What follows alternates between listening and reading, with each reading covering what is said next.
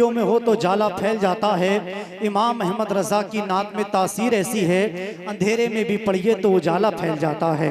आप हज़रात इसी अंदाज में बैठे रहिए। नात सुनी है आपने, इश्क रसूल बेदार हो गया है। अब तकरीर सुनिए ताकि आपको पता चले कि हराम क्या है, हलाल क्या है, अपनी ज़िंदगी शरीयत के दायरे में किस अंदाज में गुजारनी है। ज़रा एक मरतबा मुस्कुरा के कहिए या रसूल अल्लाह। आपने देखा हज़रत ताहिर रामपुरी की नात या शायरी के दरमियान में हिंदुस्तान का बहुत बड़ा खतीबुल हिंद हज़रत अल्लामा कारी इम्तियाज बरकाती साहब बैठे हैं। हुस्न जब उनका इनायत पे उतर आता है, आसिफ भाई शेर सुनिएगा। हुस्न जब उनका इनायत पे उतर आता है, चांद दहलीज़े रिसालत पे उतर आता है।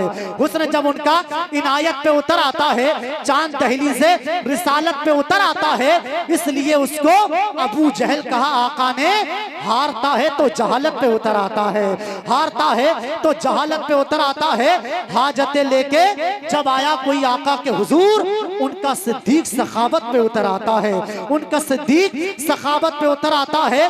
पैदा होता है जो बच्चा भी अली के घर में पैदा होते ही शहादत पे उतर आता है, पैदा होते ही शहादत पे उतर आता है।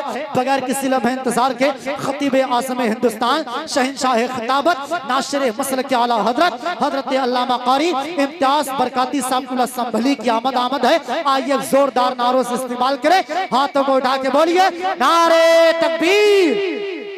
क्या आप हज़रात थक गए हैं? इतनी देर नाज सुनी है, अब नाज सुन के इश्क़ रसूल बेदर तकरीर सुनने के लिए तैयार हो। सारे गुलाम हाथों को उठाएं ताकि कारी साहब को एहसास ना हो कि रात के आखिरी मरहले के करीब हैं। तो आप हजरत कारी इम्तियाज बरकाती साहब का मूड बनाइए, फिर कारी साहब आपका मूड बनाएंगे। जरा सारे गुलाम हाथों को हुजूर के नाम पे उठाएं और बुलंद करके नारा लगाएं, नारे तकबीर, नारे रिसालत, मसलक आला हजरत अल्लामा कारी इम्तियाज बरकाती साहब क्यों बोला?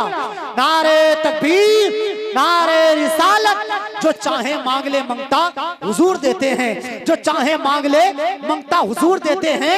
हसन हुसैन का सदका हुजूर देते हैं, जो चाहे मांग ले मंगता हुजूर देते हैं। हसन हुसैन का सदका हुजूर देते हैं। जो चाहते थे नबी से वो मांग लेते थे, ये जानते थे सहाबा हुजूर देते हैं। वो शेख सादी हैं, वो शेख सादी हैं कि जिनके ख्वाब में आकर खुद अपनी नात का मिसरा हुजूर देते हैं।